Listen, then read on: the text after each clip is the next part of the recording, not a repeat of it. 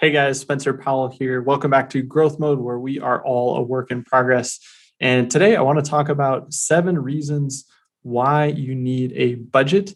And this will go in conjunction to my how to create and follow a budget video. But it's very important, I think, that we understand the foundations of why it's so important.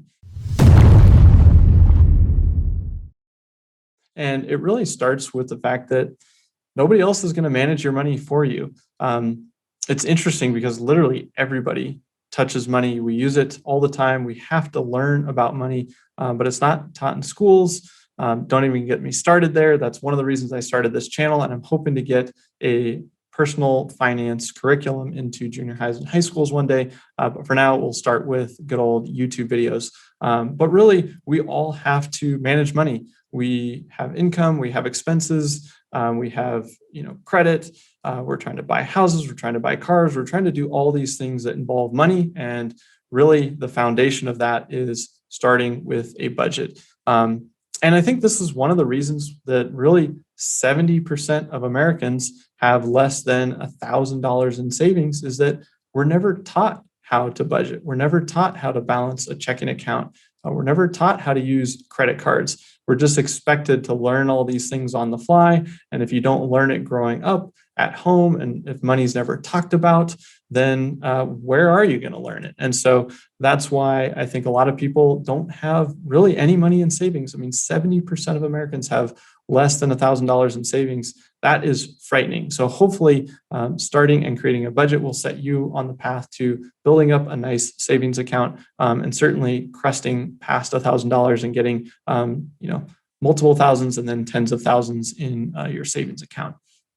The other thing to note here is that ignoring your money problems is not going to make them go away. So you've got to learn how to manage your own money, because nobody else is going to do it for you. So that's number one. The second one is that budgeting and saving will make you more money early on than investing. So this is definitely the 101 of wealth building, which is the ultimate goal. Is we want to build wealth, and we want that wealth to then translate into cash flow, which creates financial freedom, which is the ultimate goal. But it really starts with budgeting. And so an example of what I mean by this is that if you save $500 a month, that's $6,000 a year just through saving. If you wanted to get that same $6,000 a year through your investments, you'd have to have $60,000 making you a 10% return to make that same 6,000. So if you don't have a lot of money at the beginning that you can just say deploy and start investing, then actually one of the best ways to get a bunch of cash is just to save aggressively. And so that is step one, save super aggressively. And then step two is, okay, where am I going to invest this money that I've now saved? But a lot of people think, oh, I'm going to start with $100 and start investing. And I'll never tell you not to do that. But if you just worked really hard this month to save $200 or $300, that is going to make you a lot more. And that's going to go a lot further in the early innings in terms of building your wealth and getting your hands on some cash that you can then put to work for you. All right. So the third reason that we all need to learn how to budget and why this is so important is that if you can't manage $100, you're not going to be able to manage 1,000 or 10,000 or 100,000 or ultimately $1 million, because it gets a lot more complicated as the numbers scale up, but you learn as you grow. And so if you can't budget and learn how to manage your income and your expenses and the flows of money, the cash flow of money, the timing of all these things, if you can't do that with $100 or $1,000, you're just not going to be able to do it with 10,000 or 100,000 or more.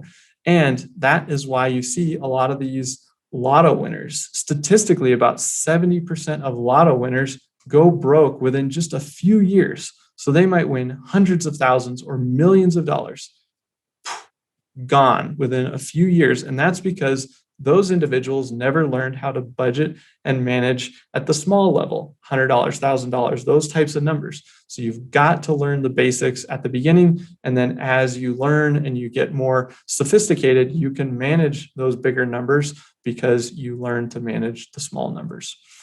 All right.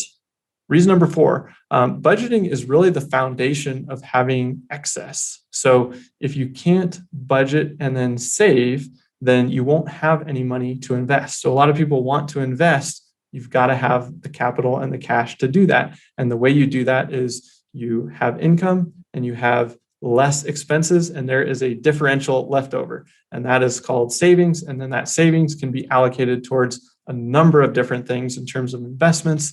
And we'll cover a lot of those things in this channel. But if you don't learn to budget, you really won't have anything to invest. So we've got to learn the foundational skills first.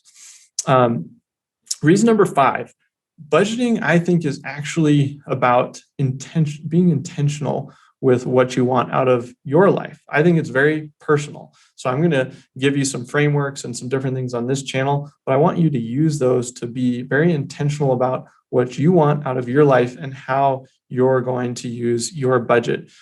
So, hey, is daily coffee really important to you? That's awesome. Let's build that into the budget. Do you want a dream car? Do you want to travel the world? Awesome. Let's make that happen. Let's figure out a way to prioritize those things. Do you like shopping? Do you like convenience? What are those priorities for you? And that's what I really like about the budgeting process. And I think it doesn't get talked about enough. It allows you to really focus on your priorities for your life. I like calling it an intentional spending plan. It doesn't quite have the same ring as budgeting, which is maybe why that hasn't caught on yet. But for me, I love convenience. I'm very comfortable spending on convenience. I'd rather pay a little bit more and park closer to the stadium.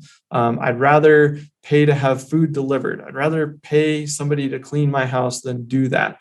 But on the flip side, I don't do a lot of shopping myself. I don't need a lot in the way of fancy clothes or things and that type of thing. So that's my trade-off. I'd rather spend on convenience because that makes me feel good. I just enjoy that. I like the comfort that comes with convenience in a lot of aspects of my life. So that is an area where I've been able to be intentional about, okay, yeah, I'm okay with spending dollars here because I'm going to cut over here. And so you're basically just saying, hey, I want to choose where my dollars are going. Sure, we've got the necessities and all the core things that we need. But then as you move past that, you're really looking at wants, so if you really don't like certain things, you don't need to feel obligated to spend more on those, and you can just cut those to the bare minimum and then say, but I'm going to be a little bit extravagant in these 1 or 2 different areas.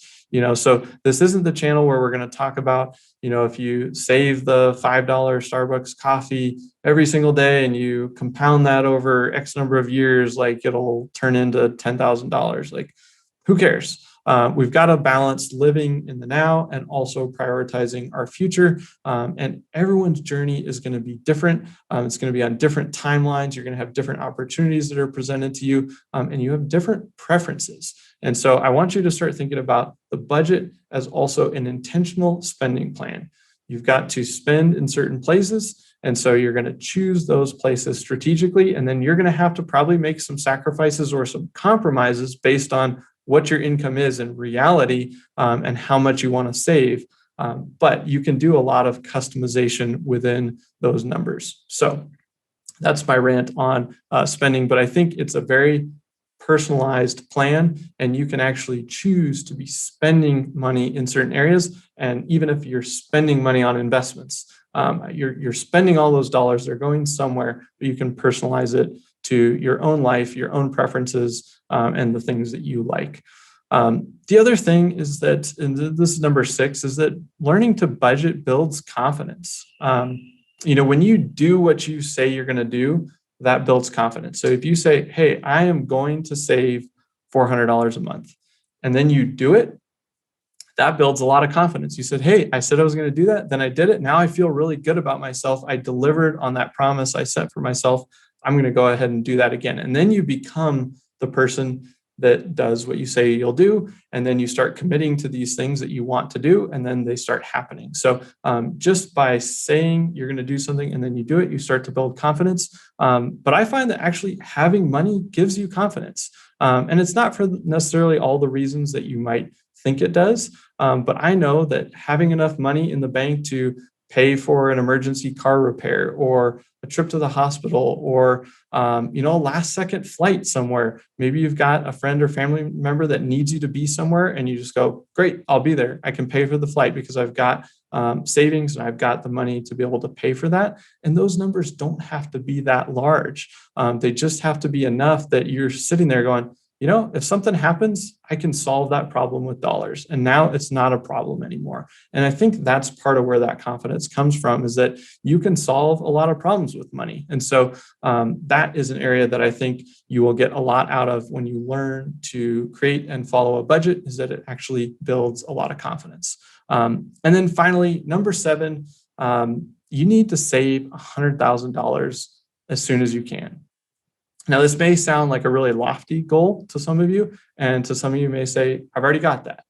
Wherever you are on that journey, this is actually comes from a quote by Charlie Munger, and he's part of the Berkshire Hathaway group, and I think he's worth about $2 billion or something like that. But this kind of was a comment that he made, and I think that the comment is, that first $100,000 is a bitch to save up and to get your hands on that. And then you can kind of take your foot off the gas a little bit. And I found that was definitely true with my journey, is that like saving aggressively, trying to get to that first $100,000, you're putting money away, you're getting to the end of the month and you're going, okay, what am I going to eat these last few days? It's scrambled eggs, it's whatever, but I'm not going to just go out to eat and spend a little bit more money. Like, we've got food in the house. We'll figure out how to just nail the budget every single month, because we want to stack away this cash and set it aside for a number of things, right? For down payments, for emergencies, and then ultimately for investing.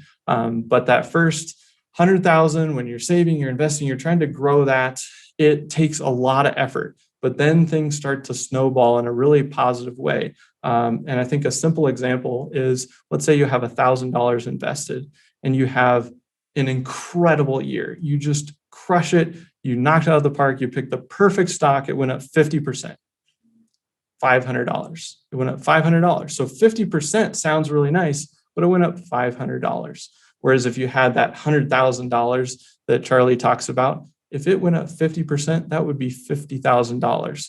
That is much more meaningful. And so the idea is, early on, you need to budget and save aggressively, build up to some big numbers, and you can be investing along the way. But then once those investments are made up of that bigger number, 10%, 15%, those numbers start to become a lot more meaningful. So that is my final piece of advice on why you need to learn how to budget, and why it's so important to start now and be aggressive and then build everything from there. So there you have it. Those are 7 reasons on why you need a budget. And then in future videos, I'm going to dive into how you actually build a budget, how you maintain a budget, and then how you actually adjust for reality. Things pop up and things change. So we'll talk about those as well.